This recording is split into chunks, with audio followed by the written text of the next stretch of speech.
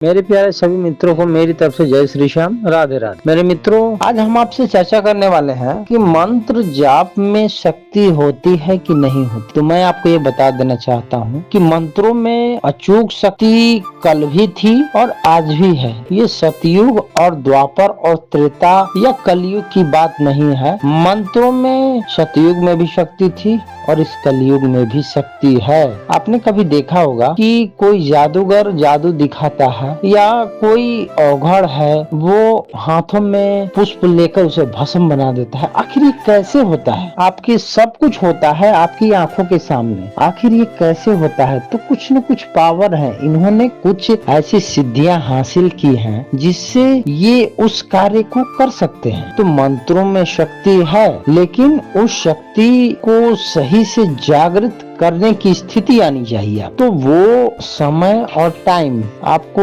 मैं बता देना चाहता हूँ कि समय और टाइम अलग अलग तरह के होते हैं। अपने जीवन में अगर आप इन मंत्रों की शक्ति को देखना चाहते हैं तो आपको ब्रह्म मुहूर्त का प्रयोग जरूर करना चाहिए। इस समय वो शक्ति मिलेगी, आपको वो चीज का अनुभव होगा जिसकी आपने कल्पना भी नहीं की होगी। आप इस टाइम में चाहे किसी का भी मंत्र ले लें, चाहे कोई भी मंत्र ले लें, ज्यादा से ज्यादा 21 दिनों में ये मंत्र उसके जीवन में प्रभाव दिखने ही लगता। आप एक बार करके देखें इसे। इस टाइम पे ब्रह्म मुहूर्त के समय 4 से 5 के बीच में इस कार्य को आप करें। ये कोई जरूरी नहीं है कि हम स्नान ध्यान करके ही करें या चाहे जैसे भी, लेकिन अगर सक्षम नहीं हो पा रहे हैं तो आप शुद्ध अवस्था में भी होके, हाथ पैर धो के, मुंह कान धो के भी आसन बिछा के आप कर सकते हैं। बस आप जिस बिस्तर पे सो रहे हैं उस बिस्तर पे न करें, क्योंकि उस बिस्तर पे नींद की वाइब्रेशन रहती है और आप फिर से दोबारा सो जाए। तो मंत्रों में शक्ति है।